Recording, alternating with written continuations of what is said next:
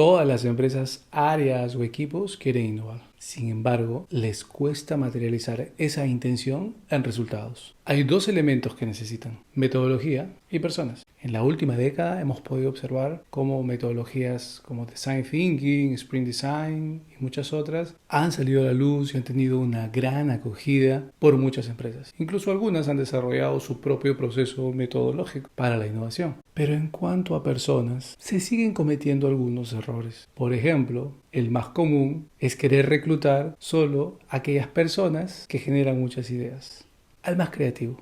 Lo que quiere decir que estoy jalando solo a generadores de ideas. Y con esto le estoy dando un perfil monótono a este equipo que estoy armando. Un libro que hace muchos años ya nos había advertido del problema de tener un equipo con un perfil monótono es 6 sombreros para pensar diferente. Que para efectos de armar un equipo de innovación nos sirve la perspectiva de diversidad. No podemos armar un equipo de innovación solo pensando en un perfil. Aunque este libro no es específicamente de innovación, está más enfocado en solución de problemas, sí nos puede traer ese mensaje útil. No podemos armar un equipo con un solo perfil. ¿Cómo armar un equipo de innovación? La respuesta nos la trae Tom Kelly y su libro Las 10 caras de la innovación o 10 Faces of Innovation. El autor ha trabajado para IDEO, la firma más importante de innovación en el mundo. El apellido te puede ser familiar. Tom Kelly es hermano de David Kelly. David Kelly es uno de los pioneros, uno de los fundadores de la metodología Design Thinking. Además, autor del libro Confianza Creativa.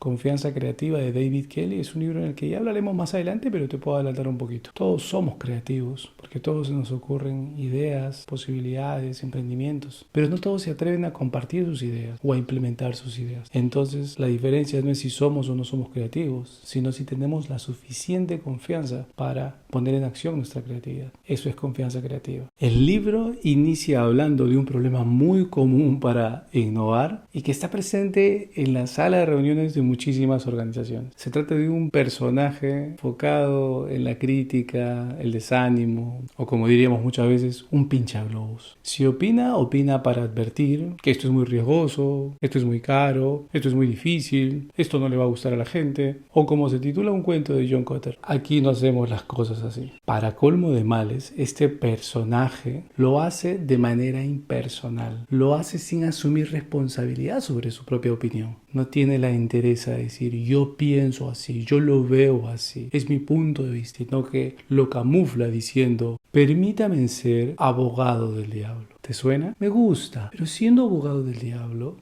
esa es la primera parte de la introducción. Dice Tom Kelly que el problema no es que aparezca una crítica. El problema está en que solo es una crítica. No busca construir, no busca mejorar la idea. En Design Thinking hay un principio. Mejora las ideas, no las descartes. Si yo solo digo la crítica y no una opción de solución, estoy jugando abogado del diablo y no contribuyo.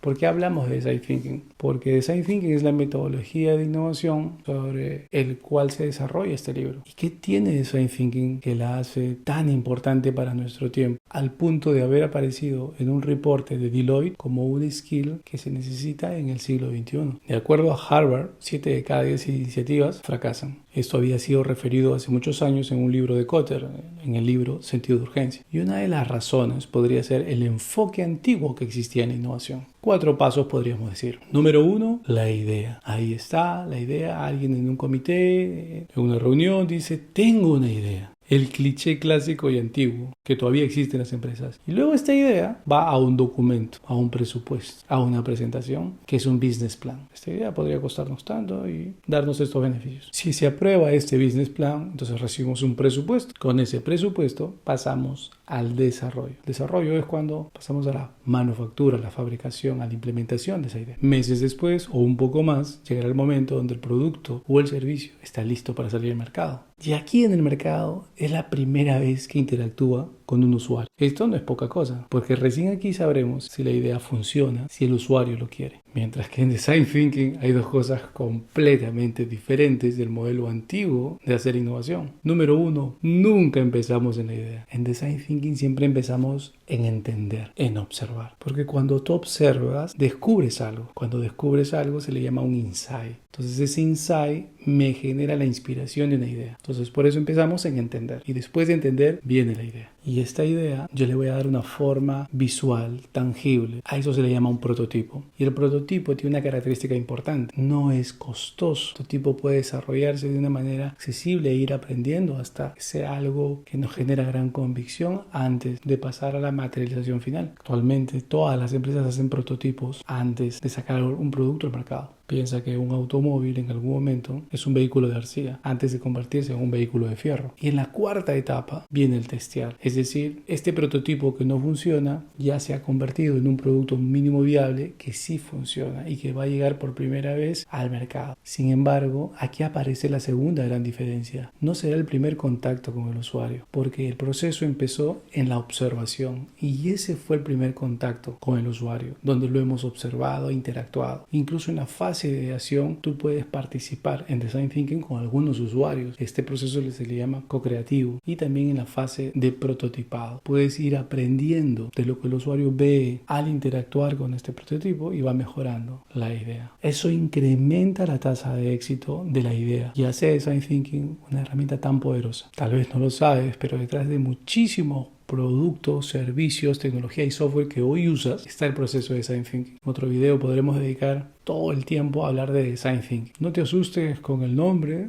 ni tampoco cuando lo googleas, porque tal vez te has dado cuenta que aparecen distintos dibujitos, formas, formatos, escuelas, versiones. No te compliques con ello. Los autores hablaban de 7 pasos en algún momento, luego hablaron de 5, luego de 4. Y esos 4 son más o menos lo que yo te he contado hace un momento. Observar o entender, idear, prototipar y testear. Entonces, partiendo de este tipo de innovación, de este enfoque de innovación, es que el autor nos presenta los 10 roles o los 10 perfiles para armar un equipo de innovación. El libro le dedica un capítulo a cada perfil o a cada rol, lo que lo hace más sencillo de leer o de ubicar. Vamos con el primero, el antropólogo. No se trata de la carrera, por si acaso, de antropología, sino se trata de un perfil que es muy sensible a la observación, al entendimiento, a la comprensión de las personas. Es alguien que puede estar buscando, haciendo conexiones de contexto, emociones y personas. Es alguien en tu equipo que podría tener nociones importantes respecto a la conducta de las personas, un poquito de psicología o de ciencia del comportamiento. Ojo, no necesita ser un antropólogo o un psicólogo, pero sí alguien que tenga esas nociones. Actualmente hay muchas personas que se han interesado más por la ciencia del comportamiento. Si es que a ti te interesa, considera también alguno de estos libros que son de ciencia del comportamiento y que son muy buenas introducciones a la conducta, a la psicología, para personas que no son psicólogos. Si alguien en tu equipo podría estar familiarizado con estos conceptos, tienes una buena opción. Rol número 2. El experimentador. Es la persona que vive el principio de ensayo y error. No descarta nada sin haberlo probado o intentado primero. Tal vez el mayor experimentador de la historia sea Leonardo da Vinci, pero no te asustes. Nosotros comúnmente también somos experimentadores. Recuerda lo que hicimos durante la pandemia cuando necesitábamos mascarillas y no lo habían. O cuando necesitas prepararte algo y no hay todos los ingredientes y con lo que hay preparas una nueva receta. Tal vez alguien diga, Javier, pero en casa yo me siento seguro, por eso es que me permito hacer los experimentos. Pero en el trabajo, si me equivoco haciendo un experimento, esto puede ser muy peligroso y las consecuencias me asustan. Probable porque la empresa no me está dando seguridad psicológica. Como diría Amy Edmondson, cuando estamos frente a una organización sin miedo, como lo dice su libro, estaríamos en una organización que me genera una seguridad psicológica, que me da una tranquilidad en donde siento que no van a entender mal mis intenciones y yo no entiendo mal las intenciones de los demás. Por tanto, me siento seguro de probar, de ser como soy, de opinar, de reconocer que hay algo que no sé o experimentar. Sobre este rol, el experimentador, el libro nos cuenta un caso. Estaba el equipo de IDEO, una conversación un poco tensa con un grupo de cirujanos tratando de entender qué es aquel producto que ellos esperaban construir y diseñar juntos, pero no salían de la conversación, eran las palabras y las palabras. Y uno de los miembros del equipo de IDEO salió de esta sala por unos 3 o 4 minutos. Cuando vino, trajo en sus manos este prototipo que es un plumón, una cajita de los rollos de Kodak y un ganchito de ropa envuelto en cinta. Lo levantó mostrándolo a los cirujanos, le dijo, es más o menos así que esperas que sea el dispositivo. Y uno de ellos decía, exacto, sí, es más o menos así, pero hay que agregarle esto por acá y hay que agregarle esto por allá. Es decir, que este pequeño experimento le permitió al equipo avanzar en la conversación. Más adelante se convirtió en el Diego Surgical System, Otro caso que nos cuenta el libro es de una empresa que vendía aparatos electrodomésticos. Cuando recién surgen los televisores de pantalla plana en el formato rectangular, los muebles de las casas no estaban diseñados para ese tipo de pantalla y a las personas les parecía un dispositivo muy grande. Entonces, Marie Doan se le ocurrió la idea de imprimir folletos en tamaño real de los televisores y hacerlos llegar a las personas para que en casa empiecen a visualizar el uso que podrían darle o la ubicación que podrían darle al nuevo televisor. Entonces hizo que en algunas casas lleguen la esposa o el esposo y le digan, mira, así se vería el televisor. Y esta idea, este experimento generó un incremento de las ventas porque a las personas ya no les costaba visualizar dónde estaría ese televisor con dimensiones nuevas que nadie tenía. Tercer rol, el interpolinizador. Es un explorador, alguien que está en la constante búsqueda de inspiración, de ideas, de soluciones en otros lugares. No solo está mirando su sector o su negocio, está mirando ideas y soluciones de otros lados. Mira donde pocos ven, por eso trae ideas que a nadie se le ocurre. Y ojo que esto no es un plagio, como lo diría Austin Kleon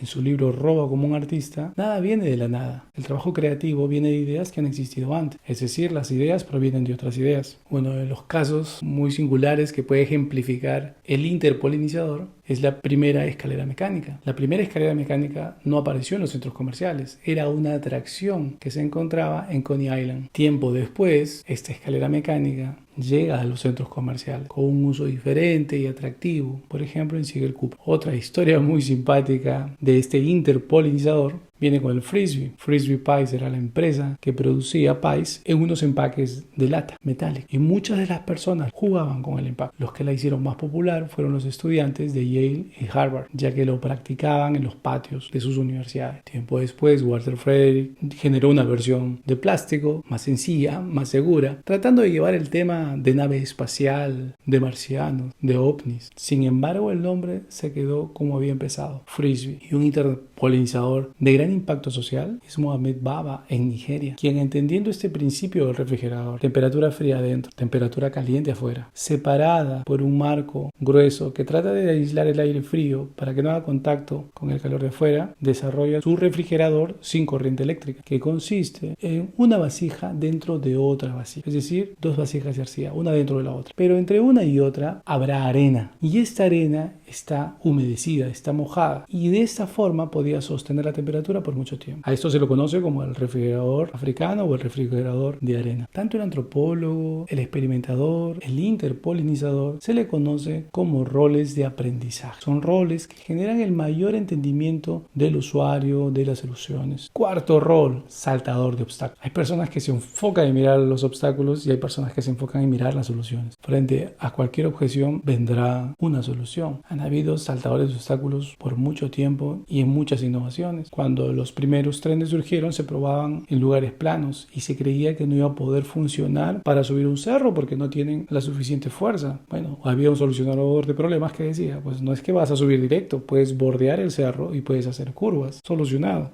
Y un gran saltador de obstáculos es Elon Musk, definitivamente. Si a ustedes les gusta leer biografías, les invito a leer la biografía de Elon Musk, escrita por Ashley Vance. Elon Musk le han dicho no en casi todo. No se creía que se podía hacer pagos electrónicos, innovó en eso. No se creía que los automóviles eléctricos tendrían una potencia superior a la de un vehículo de combustión, pues lo logró. Alguien a quien le han dicho no muchísimas veces, pero a pesar de ello ha salido adelante con sus ideas de innovación. Entonces es un excelente ejemplo de saltador de obstáculos. Quinto rol, colaborador. Es la persona que va a integrar los esfuerzos dentro del equipo, pero también hacia afuera. Muchas veces para avanzar en la innovación y lo que se desea, necesitamos que el equipo colabore, pero a veces no tenemos los recursos. Y lo que hace este colaborador es buscar el contacto, el equipo responsable, la empresa que colabora con nuestra innovación. Entonces hace una colaboración transversal dentro del equipo y hacia afuera también. Un gran ejemplo en la historia de colaboración fue el proyecto Enigma. El Reino Unido lideró una gran colaboración entre científicos, militares, agentes secretos para poder descifrar el código Enigma. Hay una película sobre ello. Y el Enigma era este aparatito que codificaba las comunicaciones de los alemanes. Pero para poder resolver ese gran misterio o esa comunicación encriptada, se necesitó una gran colaboración. Y en el mundo de los negocios, una historia de colaboración muy buena, muy bonita, es la que cuenta en el libro respecto a Samsung y IDEO. Samsung, una marca coreana de gran calidad, ya en los los años 90 tenía un grave problema en el diseño. Entonces, a mediados de los años 90, Samsung envió durante 3 años consecutivos ingenieros de Corea a la sede de IDEO en California. Resultado de esta colaboración fueron 17 productos que pudieron sacar juntos, además de una nueva mirada del diseño y la innovación para Samsung. El sexto rol es el director. Es importante que en el equipo también haya alguien que rete al equipo, que desafíe al equipo, alguien que en determinado momento tome las decisiones difíciles y mantenga el rumbo y la dirección de este proceso de innovación.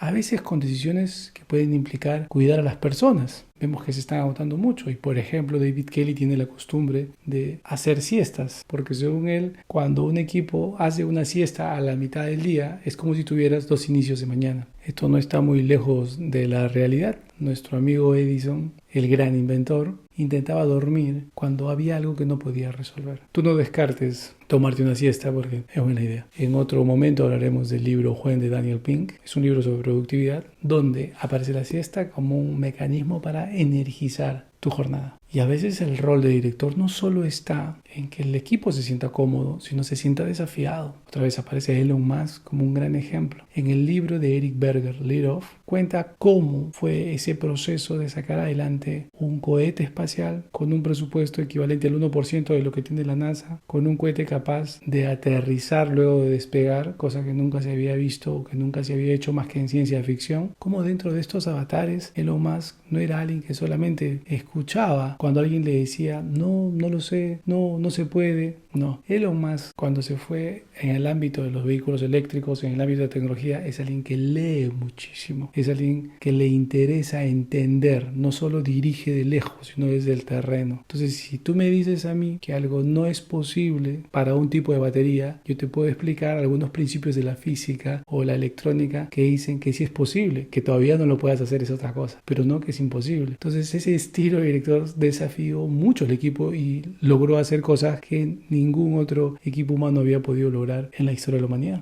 Tanto el saltador de obstáculos, el colaborador y el director, Tom Kelly le llama roles organizadores, porque son los que impulsan, acomodan este proceso de innovación en el que avanzan. Superan obstáculos de presupuesto, de personas, de tiempo, articulan. El rol número 7 es el arquitecto de la experiencia. Es alguien que no se queda en la mirada del producto o el servicio y que va mucho más allá. Considera la experiencia sensorial de interactuar con ese producto. No solo que funcione, sino que sea atractivo, que genere una emoción, que genere disfrute. Un gran arquitecto de experiencia ha sido Steve Jobs, quien cuidaba grandes detalles de cualquier producto. No solo que funcione, sino que emocione. Y hemos visto esa huella en el diseño de Apple a través de todos sus productos. Y un ejemplo que nos cuenta Tom Kelly dentro del libro es este dispositivo para transportar órganos. Tal vez lo han notado que en algunas películas o en la televisión o en las noticias, el dispositivo que se utiliza para transportar órganos es un cooler, como ese que tú puedes llevar a la playa. Funciona, le pones hielo y se mantiene la temperatura. Sin embargo, con el equipo de IDEO diseñaron un dispositivo para transportar órganos que no solo funcione, sino que fueron más allá, considerando las preocupaciones y temores que tiene la persona, el profesional de la salud que está transportando ese órgano. Tiene suficiente fluido, la temperatura, tratando de que este dispositivo no solo funcione como el cooler, sino que ofrezca algo más y genere tranquilidad a las personas que cuidan ese transporte. Y un ejemplo muy bonito, que no está en el libro, pero que es muy bueno, es el Clocky Alarm. Tal vez tú tienes una alarma. Sin embargo, Clocky va un poquito más allá de la funcionalidad, porque ni bien enciende la alarma, tiene rueditas que lo va a hacer desplazarse por todos lados de tu habitación. ¿Y qué necesitas? Necesitas ponerte de pie, atrapar a Clocky para poder apagar la alarma. Entonces fue más allá de dar la hora, fue más allá de sonar, sino que conecta con la necesidad que podría tener alguien que quiere forzarse a levantarse. Luego tenemos el diseñador de escenarios. Toda idea nace en algún lugar, nace en algún contexto. Y pensar en el contexto, en el espacio, puede ser crucial, porque el contexto nos puede gatillar a determinadas conductas. Hay espacios o contextos que pueden generarte más tranquilidad, más entusiasmo, un deseo de mayor colaboración, un deseo de mayor reflexión. Entonces el espacio termina influyendo en nuestra conducta. En el caso del libro nos habla, por ejemplo, de Pixar, cómo sus ambientes propician la creatividad, la innovación de los equipos que trabajan dentro de la compañía. Entonces nos habla del diseño del espacio hacia adentro, como lo podemos ver en las otras oficinas de IDEO. Una manera de pensarlo es, ¿qué quiero que pase con el equipo? ¿Qué quiero que haga el equipo? Ok, entonces si esto es lo que quiero, ¿cuál es el espacio que más les va a ayudar a lograr eso? Sin embargo, te invito a ir un poquito más allá. Un pequeño empujón, o nudge en su título en inglés, y Switch, cómo cambiar lo que es difícil de cambiar. Son dos libros que nos hablan un poco del cambio y la ciencia del comportamiento, y en ambos vas a encontrar muchas referencias sobre cómo el contexto impacta en lo que la conducta hace. Y ya no estamos hablando solo de la conducta dentro de la organización para generar las ideas, sino fuera, en ese espacio donde yo quiero implementar las ideas, en ese espacio donde yo quiero generar cierta respuesta de un usuario. Y si un contexto puede generar cambios en nuestra conducta, eso es más accesible que querer cambiar a la persona. Es decir, cambiar a la persona es un cambio complejo, cambiar el contexto es un cambio accesible.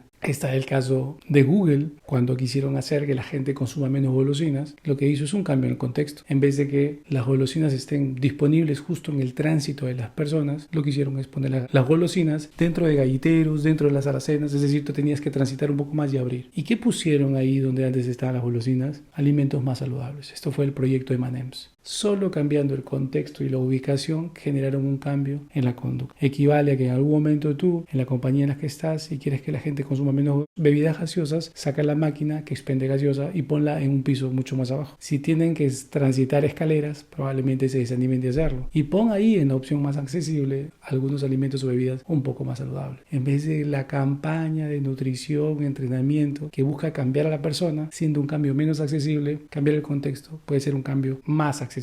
Mucho de esto se aplica realmente en los supermercados, en los comercios, que el diseño se plantea de cierta forma que te llevan a transitar en cierto sentido. O, por ejemplo, nosotros compramos sobre todo aquello que está entre nuestra cabeza y nuestra cintura. Entonces el contexto nos inclina a mirar más algún producto y finalmente a comprarlo. Hay muchos otros libros de ciencia del comportamiento que más adelante los vamos a revisar. Y el rol número 9 es el cuidador. Sería un grave error pensar en el éxito de la idea sin pensar en el usuario y sin anticiparse a las necesidades que podría tener al interactuar con nuestro producto, al interactuar con nuestro servicio. El cuidador es alguien que está pensando no solo en que el producto le vaya bien, sino que al usuario le vaya bien. Para lograrlo necesitamos conocer sus necesidades, sus dolores. Y un ejemplo muy simpático, muy bonito que nos cuenta el libro es el rediseño de la sala de emergencias de un hospital de Estados Unidos, donde el rediseño de la sala de emergencias no fue solamente equipamiento y entrenamiento, sino recorrer la experiencia. Y para ello alguien del equipo de IDEO simuló estar lesionado de la pierna y fue a la sala de emergencias de forma inadvertida, nadie sabía, y pudo recorrer todas las etapas del proceso de emergencia, y toda esa experiencia también fue grabada con una cámara secreta. Y solo habiendo entendido todo este proceso donde alguien llega a emergencia y con su preocupación y no sabe orientarse y no hay quien le diga y para dónde voy, y le pregunto a alguien que no sabe lo que yo necesito saber, generó un rediseño con etapas, con procesos, con sistemas de colores, con sistemas de identificación, pantallas, triaje más rápido, todo pensado no solo en la innovación de la sala como equipo tecnológico, sino la innovación de la sala como algo que ayuda a cuidar al paciente, como algo que ayuda a cuidar el usuario. Rol número 10 es el narrador. Es alguien que nos va a ayudar a construir una historia y una narrativa que debe acompañar esta idea o esta innovación. La historia es la que va a hacer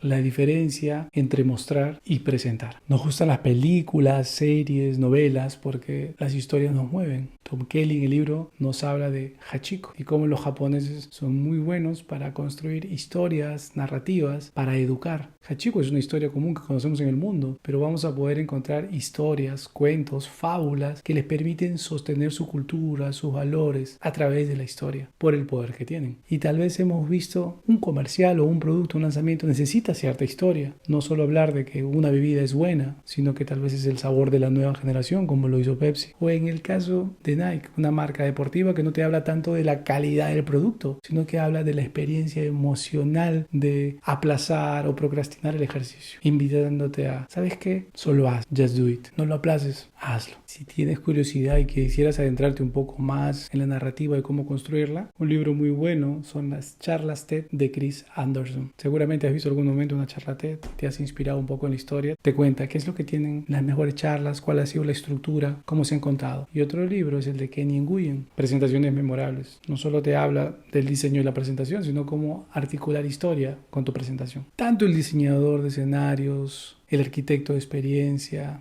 el cuidador, el narrador, son denominados por Tom Kelly como roles constructores, porque van a llevar todas las ideas y progresos a la materialización, a la implementación. Finalmente, los 10 roles son 10 roles ideales. Si no los tienes, tranquilo, el libro tiene algunos tips para ti. Número 1, tú puedes ejercer más de un rol. Puedes ser director y colaborador y por ahí un antropólogo, no hay problema. Número 2, si no tienes los 10 roles y tienes 4, 5 o 6, trata de ser muy fuerte en los roles que tienes. Y tip número 3, si aparece un abogado del diablo, trata de darle uno de estos roles o responderle desde alguno de estos roles. Por ejemplo, si dijera, siendo de abogado del diablo, no creo que eso a la gente le guste. Responde, siendo experimentador, creo que lo probamos y luego lo sabremos. Y alguien más puede levantar la mano y decir, bueno, siendo un saltador de obstáculos, hagamos un sondeo, mejoremos la idea para que funcione. Y otro levanta la mano, bueno, siendo antropólogo, la gente reaccionará según el contexto y la emoción. Entonces tenemos ya un camino claro para armar un equipo de innovación, o tú, para que participes en un equipo de innovación haciendo más de uno de estos roles que podrían potenciar tu profesionalismo, tu crecimiento y el de tu organización. Solo una pregunta que me gustaría lo dejes en los comentarios. ¿Cuál de los 10 roles serías tú en un equipo de innovación? Nos vemos en el siguiente video.